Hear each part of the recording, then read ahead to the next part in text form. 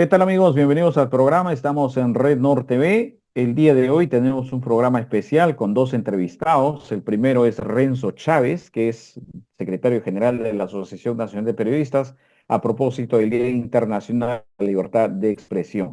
Vamos a conversar con él y sobre el rol que viene jugando la Asociación Nacional de Periodistas en este contexto de la defensa de este derecho fundamental de los periodistas y de la ciudadanía.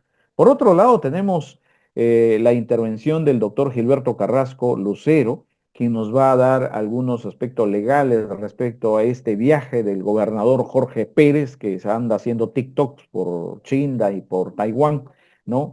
El gobernador tiktokero, ¿no? Que puede estar en problemas. Ha generado ahí una controversia del Ministerio de Relaciones Exteriores que le ha llamado severamente la atención y su Consejo Regional y sus funcionarios que más les están preocupados por sobarle la espalda y olerle la pezuña al gobernador Pérez, ¿no? Le hacen cometer gruesos errores que le pueden traer serias consecuencias. De eso vamos a conversar el día de hoy. Vamos al corte y regresamos.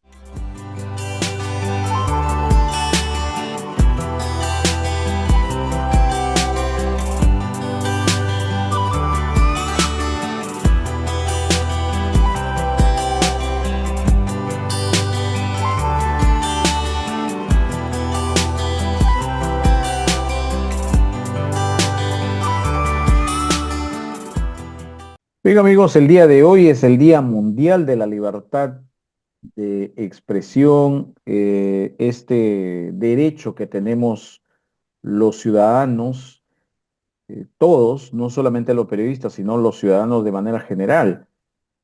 A nivel del mundo, hay una permanente polémica sobre este derecho fundamental para la ciudadanía, ¿no? Porque hay mucho corte, mucha restricción. ¿Cómo andamos aquí en el Perú respecto a este derecho? Vamos a conversar con Renzo Chávez Lescano. Él es secretario general de la Asociación Nacional de Periodistas para conversar sobre este tema. La ANP, recordemos, es el gremio más importante aquí de la defensa de los derechos de los periodistas en nuestro país. Renzo, qué gusto tenerte en el programa Aportes. Estamos en Red Norte TV, aquí en las redes sociales. Bienvenido. Qué gusto, Pepe, a ti y a todo tu equipo y a toda tu audiencia. Un fraterno saludo en esta fecha de conmemoración. Hoy día recordamos cómo fue que la Organización de las Naciones Unidas para la Cultura, la Ciencia y la Educación, la UNESCO, declaró, ¿no?, que debíamos tener una fecha importante para recordar el ejercicio de un derecho fundamental como es la libertad de expresión, un derecho fundamental en el mundo y que lamentablemente cuando hay contextos de crisis o de represión o de autoritarismos es el primero en ser coartado.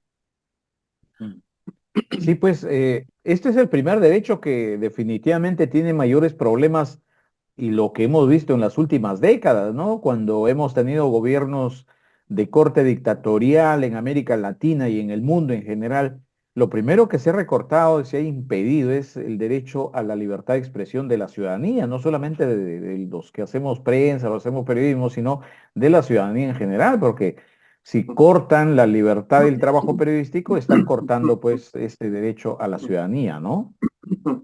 Sí, Pepe, a ver, o sea, entender que son tres derechos los que entran en juego en la actividad periodística, ¿no? Por un lado, la libertad de expresión, que es el derecho de toda persona de poder expresar sus Ujú. pensamientos e ideas, sentires. Está el derecho a la información que tiene la ciudadanía para recibir información y dar información. Y está el derecho a la libertad de prensa, en el que a través de los medios de prensa es que se difunde esta información enmarcado en lo que viene a ser el debate público, ¿no? La relevancia, el interés público. Entonces, como bien señalas, se ve que este es de los primeros derechos que cuando hay contextos difíciles para las democracias, para los estados, suele ser coarta. Tenemos ejemplos Ujú. claros justamente aquí en el Perú reciente, cuando tuvimos el inicio de la crisis política y social en diciembre de 2022, y vimos cómo fue que la ciudadanía salió a las calles a ejercer su legítimo derecho a la protesta, hubo un número importante de colegas agredidos, según el registro que nosotros hemos podido tener de esas fechas. Era un aproximado solamente entre diciembre del 22 y abril del 23. Estábamos cerca de los 200 periodistas que fueron atacados en su trabajo de cobertura. Pero recordemos que también en este contexto tuvimos un caso que fue muy sonado en Cusco, de una Ujú. imagen que era una caricatura, una sátira, y que fue estigmatizada y hasta vandalizada, e incluso Claro. acabó siendo desaparecida. O sea, vemos cómo es que efectivamente en los contextos en los que hay eh, estas crisis, estos contextos difíciles para las democracias, de los primeros derechos en ser afectados está la libertad de expresión. Ujú. En el Perú, no necesariamente, pues estamos en un declarado y de manera oficial en una dictadura, pero es donde en los últimos años se agrede permanentemente, se recorta este derecho, se vulnera este derecho de la ciudadanía y de los periodistas, ¿no? El maltrato que reciben permanentemente, y no solamente a nivel nacional, me parece una grosería que ahora esta libertad, este derecho fundamental esté siendo restringido y recortado en las provincias, en los distritos, ¿no? Y eso es grave realmente lo que está pasando en nuestro país, ¿no? Claro, Pepe, recordemos que lo que sucede a nivel nacional luego se pasa también a escala en los gobiernos subnacionales, ¿no? A nivel regional, Ujú. a nivel provincial, a nivel distrital. O sea, casos tenemos varios. O sea, por mencionar quizás uno de los que más deben haber escuchado allá en el norte, está lo que vimos el año pasado con el señor Arturo Fernández en Trujillo y toda la Ajá, campaña claro. hostil que tuvo en contra de diferentes colegas que eran críticos a su gestión o que simplemente querían informar algunos actos públicos. Entonces, Sí, sí, sí. este panorama que se ve a nivel nacional se replica a nivel regional, a nivel provincial, y es preocupante. Y yo digo que es Ujú. preocupante porque esto nos da a entender de que la clase política, la clase gobernante, las autoridades entienden que la prensa, el periodismo debería estar a su servicio. Y en realidad Sí, el periodismo lo que está es al servicio de la ciudadanía, ¿no? Las autoridades sí, pues. tienen un deber y tienen compromisos y obligaciones que cumplir para con la ciudadanía, y el periodismo está justamente al servicio de esa misma ciudadanía y por eso va a fiscalizar el poder. Va a estar detrás de ese poder, de esas autoridades, de esos gobernadores, porque son quienes tienen la obligación de rendirle cuentas a la sociedad. Te has muteado, Pepe. Bueno, es lamentable, digo que ahora hasta los regidores de las municipalidades más pequeñas se atrevan a agredir a los comunicadores, ¿no? Yo acabo de ver hace unos días un regidor aquí en un distrito, cuando le van a preguntar por su labor de fiscalización, le dice, bueno, y responde de una manera altanera, grosera, agresiva, ¿no? Y esta autoridad que le ha arrebatado el micrófono a un reportero, o sea, hasta la autoridad más mínima, los que tienen una pequeña cuota de poder, insignificante cuota de poder, se atreven a maltratar ahora a los periodistas, ¿no? Esto es gravísimo lo que está pasando en el país, Renzo. Por eso digo, o sea, ¿qué es lo que entienden las autoridades por el deber del periodismo, ¿no? Por el deber ser del periodismo. O sea, a ver, para que puedan difundir sus noticias o, como dicen algunas autoridades, sus buenos trabajos, sus buenas informaciones, tienen una oficina de imagen y relaciones públicas, de prensa institucional, que con todo el respeto que me merecen mis colegas, ahí hacen un trabajo que también es importante porque tienen el deber de difundir todo lo que está haciendo justamente esta institución que tiene el deber de promover bienestar, de cautelar los derechos a nivel de la sociedad en la circunscripción que le corresponde. Pero quien hace periodismo, quien está en un medio, quien está con un micrófono, lo que tiene que hacer, o lo que debería hacer es incomodar al poder. O sea, debería Ujú. tratar de buscar aquellas preguntas o situaciones que a la ciudadanía le interesan y que la autoridad no quiere responder. porque ese es el deber del Claro. periodista, de la periodista, de ser un mediador o mediadora entre las autoridades y la ciudadanía, trasladándole sus inquietudes, sus preocupaciones, sus reclamos. En este contexto, el rol de la Asociación Nacional de Periodistas, tú eres dirigente de la ANP aquí en el Perú, creo que es uno de los gremios más importantes en el país y que en materia de defensa de los derechos del periodista y en consecuencia de la ciudadanía está en primera línea. ¿Cuál es tienes algunas cifras de lo que ha ocurrido en los últimos años, este año, lo que va del año, en el tema de la vulneración de ese derecho? Sí, Pepe, a ver, de hecho que vemos con preocupación cómo es que las cifras de agresiones van en incremento progresivamente. Ujú. De hecho que el 2023, bueno, con todas las particularidades que tuvo, fue el año que más agresiones registró, ¿no? Estamos hablando que en el 2023 en total hubieron unas 352 vulneraciones a periodistas o medios en el contexto de su trabajo. En lo que va del Ujú. año, y esto estoy adelantando un poco una cifra que dentro de algunas pocas horas vamos a estar difundiendo públicamente.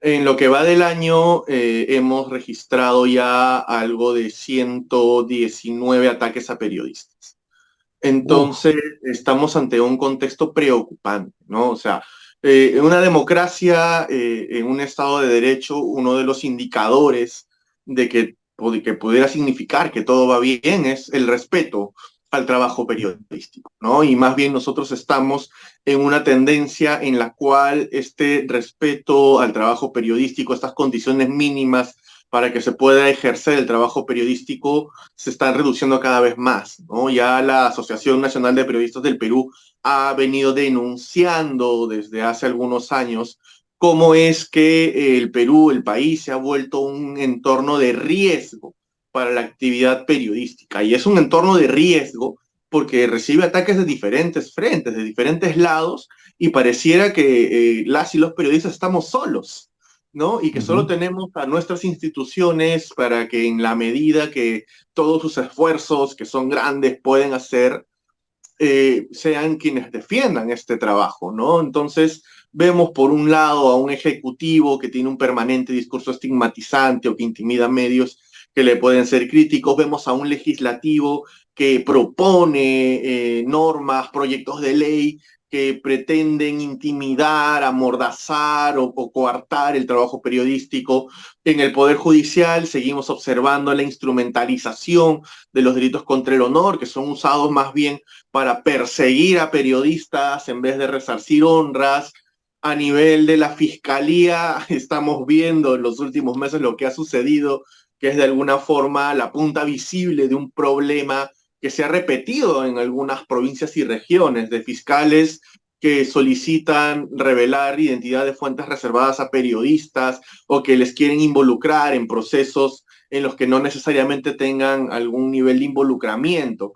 Y ya si vamos a los otros espacios, ¿no? Desde las fuerzas públicas, cada vez que vemos lo que viene a ser movilizaciones sociales, protestas, observamos uso excesivo de la fuerza y también vemos con preocupación cómo es que van incrementando algunos grupos radicales de civiles que están comenzando a ensañarse y atacar a periodistas durante el trabajo de cobertura o que incluso van a sus domicilios o a las sedes de los Ujú. medios. Correcto. Renzo, en el 2023 ¿se han registrado algunas sentencias contra periodistas? ¿Tienen la cifra?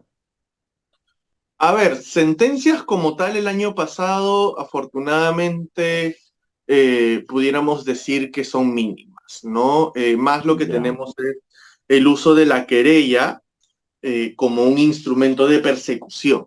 Y yo aquí puedo Ujú. citar a varios colegas, Sí, porque sí, y sí. puedo poner incluso el caso de una de nuestras colegas que es más conocida en el tema de persecución judicial, como es Paola Ugaz, o incluso ya, para Ujú. poner un ejemplo que les puede ser más cercano, ¿no? Cuando César Acuña querelló a Christopher Acosta, A Christopher no, Christopher Acosta, ¿no? O claro. sea, la inversión de tiempo y de recursos que a veces no hay en llevar adelante un proceso judicial por una querella es desgastante, es perturbador, no Ujú. permite que se concentren o que puedan desarrollar sus actividades a las que deberían dedicarse. O sea, un periodista de investigación necesita tiempo, concentración, dedicación para poder llevar adelante su trabajo, y tener un proceso, una Claro, querella, ya te te desgasta, ¿no? Y distrae. a veces Ujú. tenemos resultados como lo que vimos también con el caso del colega Daniel Llovera, que en la última Mm. audiencia viene el juez, le pregunta al querellante, dime cuál es la frase que te ha sido ofensiva, y el querellante le dice, no, él no dijo nada, él se ha cuidado, pero ha citado una fuente que sí me ofende. Entonces, Por esto es la lo que, fuente. esto es lo que demuestra, y cuando el periodista está amparado por el relato fiel, ¿no? Entonces, esto es lo que Claro. demuestra es que la querella es un instrumento de persecución y hostigamiento. De Ujú. sentencias, afortunadamente no tenemos muchas, y creo que esto también es un indicio más de justamente la instrumentalización de la querella, porque si al Claro. final son absueltos es que no ha habido ofensa y todo ha estado fundamentado en documentos o testimonios. Y las autoridades permanentemente o los que se ven aludidos supuestamente por un trabajo periodístico te amenazan, ¿no? O te rectificas o te También. creo, ¿no? O sea, eso sí es permanente, ¿no? No, y son rectificaciones que no vienen al lugar. Para seguir Claro. con el caso, por ejemplo, del señor Acuña y Acosta, Ujú. eh, ¿qué le pedía que se rectifique el señor Acuña a Christopher Acosta? ¿Dichos de fuentes de sus entrevistados o Ujú. dichos de documentos? El señor Acosta, amparado en la doctrina del relato fiel, que es una doctrina que ampara el quehacer periodístico, en la cual él o la periodista puede citar y señalar textualmente, bajo los parámetros establecidos, lo que dice una fuente, y que la responsabilidad de lo que diga será responsabilidad de la fuente y no del periodista. O sea, nosotros Ujú. cumplimos el deber de señalarlo. Lo que planteó fue justamente esos dichos que fueron los que luego incomodaron al señor Acuña. Entonces, el señor Acuña le pedía al colega Costa que se corrija por cosas que él no dijo, porque él no lo ha dicho, Ya. solamente lo ha citado. O sea, ha Ujú. citado textualmente lo que dicen documentos y lo que dicen sus entrevistados. Claro. Entonces, al final vemos cómo es que esto de enviar una carta notarial rectificatoria en realidad es un formalismo que pudiéramos decirlo incluso hasta superficial, para que cuando vayan a un proceso judicial digan, yo le envié mi carta notarial y no se ha corregido. Pero Claro. él, ¿de qué se va a corregir si él, como periodista, no ha dicho nada? Ujú. Claro. Es un relato que recoge de una fuente. Ujú. Renzo, la Asociación Nacional de Periodistas tiene actividad permanente en defensa de los derechos. Cuéntanos en los últimos meses, los últimos años, y cuál es la perspectiva gremial de la defensa de los derechos desde el enfoque, desde de la Asociación Nacional de Periodistas. Bueno, desde la Asociación Nacional de Periodistas del Perú venimos, como bien lo señalas, en un trabajo de defensa de los derechos de las y los trabajadores de la prensa y del derecho a la información de la ciudadanía en Ujú. general, ¿no? O sea, estamos hablando de que venimos haciendo una observación, monitoreo y acompañamiento a todos los casos que tienen que ver con estos derechos, con el ejercicio de estos derechos, ¿no? Que las y los periodistas pueden ejercer su trabajo en condiciones seguras, en condiciones estables, que la ciudadanía pueda acceder a una información justa y oportuna. Entonces, en ese contexto y en ese sentido, de lo que hemos venido viendo en los últimos meses con preocupación, es cómo el escenario sigue siendo complejo, ¿no? O sea, en lo que va de este año, más allá de los casos que quizás han podido sonar fuertemente a nivel nacional, en lo que ocurrió con el colega Gustavo Gorriti, que quizás sea uno de los casos más fuertes que hemos visto en lo que va del presente año. También vemos ya patrones que se van comenzando a dibujar, ¿no? En la región Puno, en la capital de la región, por ejemplo, nuestro colega Liubomir Fernández, corresponsal de la República en esta región, viene siendo Ujú. amenazado por una persona que tendría acusaciones de estar vinculado a una presunta mafia, acusaciones que vienen siendo documentadas y que están felizmente ya en proceso de lo que vendría a ser un pedido de garantías que ha presentado el colega y su familia,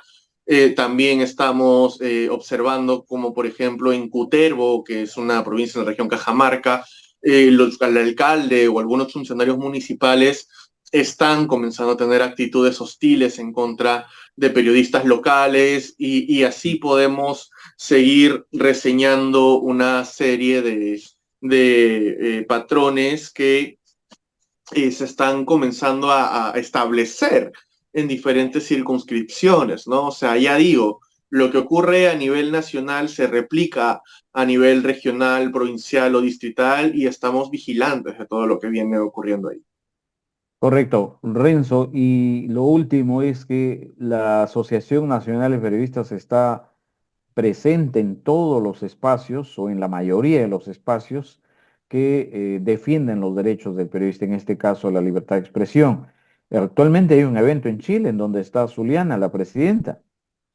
Así es, nuestra compañera presidenta participa en la conferencia mundial por el Día Mundial de la Libertad de Expresión organizado por UNESCO. Este año tiene su sede en Santiago de Chile y está ahí. Va a tener participación en algunos paneles, en algunos como comentarista, en otros como expositora, y lo cual debe ser un orgullo para las y los anepistas a nivel Ujú. nacional, porque que una organización como la nuestra tenga la capacidad no solamente de registrar y brindar apoyo a los y las colegas que lo necesiten en los momentos que más lo requieran, sino que tenga esta capacidad de interlocutar con estos actores claves, en este caso a nivel internacional, como también lo hay a nivel nacional, significa que el trabajo de la ANP es valorado por las autoridades, ¿no? O sea, y que podemos a través de estos informes, de los documentos, de la data, que podamos generando, recogiendo la realidad de lo que vive el sector en el Perú, vamos a poder generar incidencia, buscar alternativas de solución o buscar alguna forma de paliativo que nos sirva para mejorar las condiciones en las que se ejerce el periodismo en el Perú. De verdad, hablar de un país en el que desde hace pocos años se ha ido incrementando el número de ataques a periodistas es una situación alarmante, ¿no? No podemos quedarnos tranquilos y de brazos cruzados frente a un escenario que debe en realidad preocuparnos, ¿no? O sea, Ujú. ya lo decíamos al principio, el ejercicio de la libertad de expresión es uno de los primeros atacados cuando se fracturan los contextos democráticos y de salvaguarda de derechos. Y ahí está presente la ANP como está presente actualmente en este foro mundial que se realiza en Chile con nuestra presidenta. Desde luego, nos sentimos orgullosos que el liderazgo de Zuliana pues quede firme, muy bien representado en todos los espacios en América Latina y el mundo, ¿no? Cuando participa en estos eventos internacionales. Desde luego que es un gran orgullo para los anepistas. Renzo, te agradezco mucho realmente por tus minutos que nos has brindado para darnos algunos luces respecto a este Día Internacional de la Libertad de Expresión. Y estamos siempre llanos para conversar de estos temas, porque la ciudadanía tiene que conocerlos. No solamente se vulneran los derechos de periodistas, sino fundamentalmente los derechos de la ciudadanía, que tiene el Uh -huh. derecho de la libertad de información, que es lo que se le quita a la ciudadanía, ¿no? Así es, Pepe. Y bueno, ya que estamos en estos momentos finales, no pudiera dejar que hablemos de lo que viene a ser el derecho de libertad de prensa o el derecho de informar de las y los periodistas, sin recordarle a mis compañeros, compañeras, a mis colegas en general, de que esto es como dice esta película, ¿no? Un gran deber trae consigo una gran responsabilidad, ¿no? O sea, Sí. entonces aquí tenemos también que retribuir el ejercicio y la confianza que tiene la ciudadanía en nuestro trabajo, con un trabajo y un ejercicio ético, Ujú. un periodismo correcto, que esté del lado de la ciudadanía, que recoja lo que siente la ciudadanía, que recoja sus necesidades, que lo presente, que incomode a quien esté en el poder y no quiere responderle a los vecinos de que están siendo afectados porque se rompió la tubería, porque la posta no tiene los insumos para atender a sus pacientes, porque la comisaría no tiene los recursos para combatir la criminalidad. Ese es el trabajo de él y la periodista, destapar la corrupción, que pueda presentar estas situaciones que pueden ser incómodas a las autoridades.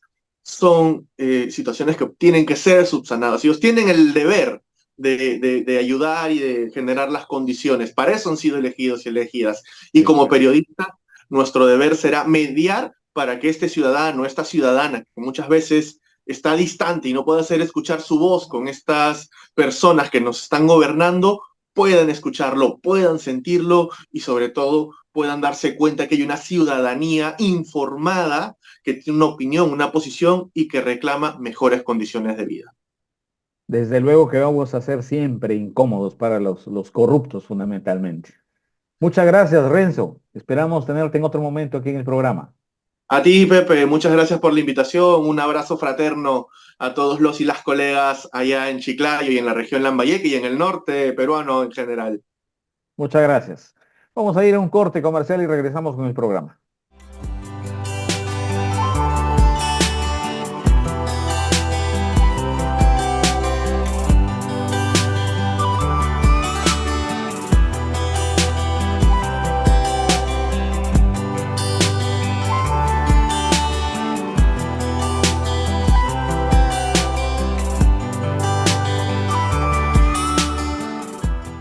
Bien amigos, tal como lo hemos señalado, el día de ayer el gobernador regional de Lambayeque fue cuestionado desde el Ministerio de Relaciones Exteriores. El viceministro de Relaciones Exteriores le llamó severamente la atención por autoproclamarse embajador del Perú cuando hay todo un conjunto de embajadores, ¿no? O sea, ha querido robar cámaras, usurpar funciones, varias cosas hay ahí, ¿no? Porque los embajadores, quienes representan como embajadores fuera del país son los embajadores peruanos, ¿no? Bueno, para el viaje de algún funcionario del Estado hay todo un conjunto de protocolos, ¿no? Hay requisitos, hay protocolos a seguir y quien debe dar las pautas para todo ello es el Ministerio de Relaciones Exteriores, que es el que maneja la política de relaciones exteriores, ¿no? Del Estado en el exterior. Entonces, pero bueno, pues ayer le llamaron la atención y lejos de corregir las cosas de manera o asumir la responsabilidad, el Consejo Regional que le dio la autorización para que viaje al extranjero saca una fe de erratas, ¿no? No digo con E adelante. Bueno, para que nos dé una luz así clara desde el punto de vista legal, hemos invitado al doctor Gilberto Carrasco para que nos explique estos hechos desde el punto de vista legal. ¿Cómo está, doctor Gilberto Carrasco? Gracias por estar en el programa Aportes aquí en Red Norte TV. Buenos días, Pepe. Con todo gusto para conversar sobre el tema que estás mencionando, que efectivamente causa una preocupación a la diplomacia peruana por la actuación de nuestro gobernador regional, de haber incurrido en un hecho que está restringido para la vida política y diplomática del país. Correcto, y sobre todo con Taiwán, ¿no? Porque hay, sí. Bueno, ¿qué es Yo creo que desconocimiento o una mandada del gobernador regional cuando dice Estado de Taiwán, cuando Taiwán no es un Estado, no es parte de un Estado Taiwán, ¿no? Hay que ponernos en contexto para que el público oyente y televidente pueda entender la preocupación de este tema. Taiwán era una provincia de China, ¿no? Que se escindió de ella a raíz de la rebelión de Mao Zedong. Claro. Cuando Mao Zedong proclama la República Popular China, los empresarios chinos fugaron y se fueron a una isla, Taiwán, y ahí se establecieron, ¿no? Desde 1949. Entonces, estos empresarios que salieron y políticos que salieron de China eran los que pertenecían al partido político Kuomintang, que perdieron la guerra ante los comunistas dirigidos por Mao Zedong. Entonces se exiliaron en esta isla, en este archipiélago, y formaron un gobierno propio en un territorio que declararon independiente. y proclamaron ahí la República China, mientras que Mao Zedong estableció la República Popular China. Es decir, claro, instalaron una República China paralela. O sea, dos Chinas. Ajá, dos Chinas. Entonces, ahí se ubicaron más de 2 millones de personas que procedían del partido Kuomintang, como hemos señalado, y de las élites contrarias a Mao Zedong, que eran líderes empresariales de la época, que temían porque sus riquezas con la llegada del comunismo podrían ser expropiadas. Entonces, estos exiliados que proclaman la República de China en Taiwán, que no es la República Popular de China del comunista Mao Zedong, establecieron un gobierno independiente, donde ha ido dando pasos hacia la democracia representativa, y a los que la China continental nunca, o sea, la China de Mao Zedong nunca ha reconocido, nunca ha reconocido su proclamación como república independiente. Durante estos años de Guerra Fría, durante estos años siguientes, después de la revolución de Mao Zedong, Estados Unidos sí apoyó a Taiwán en su lucha contra el comunismo para evitar que esta corriente doctrinaria y política avance. Pero la República China, posteriormente, a partir de 1971, fue reconocida como tal y se le dio un asiento en la ONU, ¿no? Y desde ahí, los países como el Perú reconocen la existencia de la República Popular China y no de Taiwán como república. Por eso es que Taiwán en el Perú no tiene embajada, solamente tiene una oficina de enlace comercial que surge a partir del Foro de Cooperación Asia-Pacífico, de la PEC. A partir de ahí surge una relación comercial con Taiwán, pero solamente en ese sentido. Entonces, el Estado peruano... No diplomática, hay que reconocer aquí... No hay relación diplomática. Doctor, no hay relación diplomática. Es más, solamente es una relación comercial. ¿no? Es más, de manera expresa, está reconocida esa oficina de cooperación de Taiwán, pero no tiene la condición de embajadores ni de diplomáticos, no tiene esa condición, ¿no? Sin embargo, vemos que ante una invitación que ha hecho el Ministerio de Relaciones Exteriores de la República China, o sea, de Taiwán, el gobernador regional ha obtenido una autorización del Consejo Regional y ha viajado hasta allá. Entonces, eso ya pone en dificultad porque está llevando a que el Perú no estaría cumpliendo sus propios tratados en la que ninguna persona con representatividad, ninguna autoridad, ¿no? Representante del Perú puede acudir a una invitación de la diplomacia taiwanesa. No puede acudir hacia esa república que no tiene reconocimiento formal, ni el Perú la reconoce, solamente creo que son 14 países en el mundo que reconocen la existencia de Taiwán. Los demás están reconociendo la existencia de la República Popular China. Entonces, siendo así, el cumplimiento de ese tratado, desde abril del 2020, el Ministerio de Relaciones Exteriores emitió una guía de procedimientos con Taiwán, cómo debía procederse en una relación con Taiwán, y donde ha establecido que... Ahora sí, ya lo escuchamos, doctor. Lo escuchamos. Continuamos. Entonces, estando, como hemos dicho, que el artículo 118, numeral 11 de la Constitución Política del Perú, establece como las atribuciones de la Presidencia de la República dirigir la política exterior y las relaciones internacionales y celebrar y ratificar tratados. Entonces, los peruanos, ¿no? Los que estamos en la soberanía de la República del Perú, tenemos que someternos a ese mandato porque los tratados tienen fuerza de ley. Sin embargo, aquí se ha quebrantado ese tratado y se acudió a una invitación diplomática de Taiwán.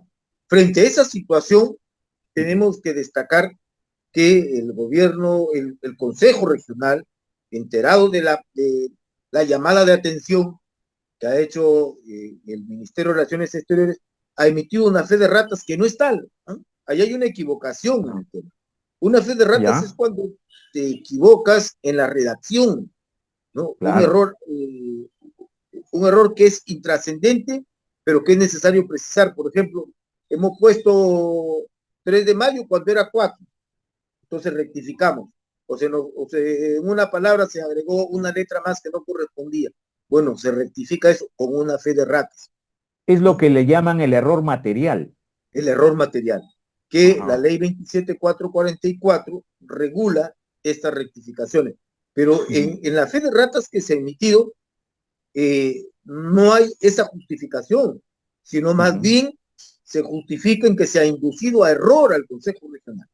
Claro. Entonces, si se ha inducido a error, ya no hay fe de rata, pues es otra cosa, ya cambió el sentido de lo que se está promoviendo, porque dice en el cuarto considerando, dice, dado que el Consejo Regional se basa en el contenido de los documentos que sustentan el acuerdo regional, es de exclusiva responsabilidad, señalan ellos, del personal de las unidades orgánicas que participaron en el procedimiento, que en este caso es la Oficina Regional de Asesoría Jurídica. O sea, están estableciendo una responsabilidad que Asesoría Jurídica ha orientado inadecuadamente al Consejo Regional y los han inducido a error, ¿no? Por comisión o por omisión en cualquiera de los casos, pero han tomado un acuerdo errado de autorizar el viaje del gobernador regional ante una invitación que señalan ellos, dice que es del Ministerio de Relaciones Exteriores de la República de China, entre paréntesis Taiwán. Y ahora han rectificado en esta, entre comillas, fe de rata, han ratificado que no es organizado por el Ministerio de Relaciones Exteriores de Taiwán, sino por la Oficina Económica y Cultural de Taipei. Esa oficina es la que tiene sede en Lima, ¿no? Claro. Y que es los representantes para asuntos comerciales de la República China, o sea, de Taiwán. Exactamente para temas, claro, exactamente para temas comerciales, no para temas diplomáticos. Y el curso al que asiste el gobernador Jorge Pérez es un curso de diplomacia avanzada, según señalan. Entonces, no es una relación comercial, no es un acto comercial al que va el señor Pérez. ¿Qué problemas le puede generar ahí al gobierno peruano? Porque aquí ya es el gobierno peruano, ¿no? Con la República Popular China, ¿no? Es que la diplomacia de la República Popular China puede efectuar una protesta ante el Ministerio de Relaciones Exteriores porque están incumpliendo los tratados internacionales, están incumpliendo con reconocer a la República China que no tiene la condición para ellos, no tiene la condición de Estado y para incluso la Organización de las Naciones Unidas no lo reconocen como Estado, reconocen a la República Popular China, no a la República China, o sea, no tiene reconocimiento Taiwán, pero implícitamente con el accionar de una autoridad peruana se estaría reconociendo. Yo creo que frente a esa situación podría el Estado peruano iniciar una investigación a través del control político que tiene que ejercer el Congreso de la República para poder establecer responsabilidades, las mismas que podrían en su momento ser derivadas al Ministerio Público por delitos que están previstos en nuestra legislación, que en este caso sería por vulnerar los tratados internacionales o por desobediencia a la autoridad, porque aquí hay una autoridad que es la Presidenta de la República, que dirige la política exterior y ha establecido, desde la presidencia, se ha establecido ya un tratado en la que no se reconoce a la República China ningún tipo de relación de carácter diplomático o de representación oficial, pero aquí se ha efectuado a través del viaje del gobernador regional. Correcto, doctor. Clarísimo, clarísimo. Finalmente, esta metida de pata por parte del gobierno regional, el gobernador regional, ¿qué refleja, estimado doctor? Yo tengo una percepción, refleja pues la mediocridad de sus funcionarios, ¿no? Lo que percibo de esto efectivamente es que quien debe asesorar al gobernador en estos temas y en otros de carácter legal no están a la altura de las circunstancias, ¿no? Porque haberse pasado una situación como esta, como puede haber también en otras oportunidades y ha habido en otros temas que también han sido materia de cuestionamiento, deja mucho que desear del entorno del gobernador regional o que tal vez sea el interés político de promover su imagen, que lo hace pasarse por encima de las opiniones técnicas legales para poder asumir el protagonismo, ¿no? con fines políticos, pero no se fija en el daño que le puede causar a la región y a las relaciones internacionales en el país. Y lejos de ser el embajador de la marca Lambayeque, va a terminar generando una mala imagen, no solamente para Lambayeque, sino para el país, ¿no? Y generando un conflicto innecesario. Conflictos innecesarios que solamente, como digo, por el afán tal vez político, tal vez personal, ¿no? Sin medir las consecuencias que puede traer al Estado que representa, a la región que representa. Entonces, eso debe servir como un fuerte llamado de atención para que en lo sucesivo no se cometan estos errores, no obstante de la responsabilidad que debería asumir por este hecho concreto, que ya no es un error, sino es claramente una vulneración a las reglas y a las normas establecidas en el país. Desde luego.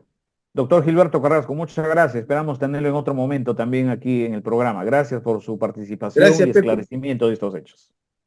Gracias. Cuando guste, estamos a tus órdenes. Correcto. Gracias, doctor. Vamos a ir a un corte comercial y regresamos, amigos.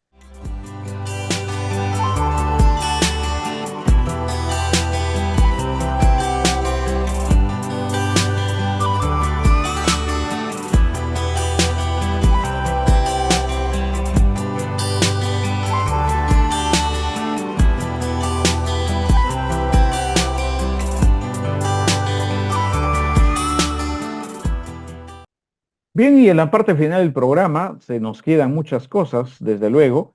Eh, Está claro que el señor gobernador de la región Lambayeque quiere figurar, quiere saltar a la palestra internacional como un gran estadista, ¿no? Como un líder, pero que realmente sus neuronas no le funcionan o la gente que lo rodea realmente no lo asesora bien.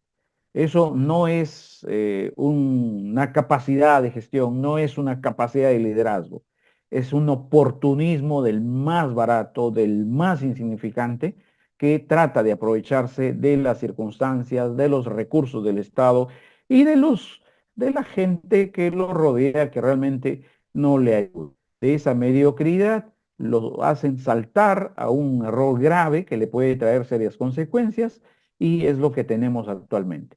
¿Qué irá a decir la República Popular China? No lo sabemos.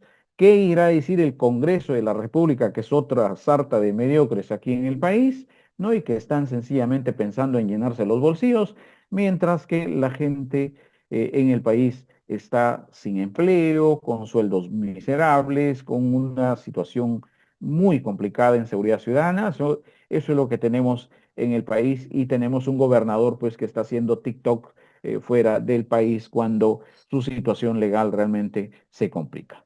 Gracias amigos, hasta la próxima.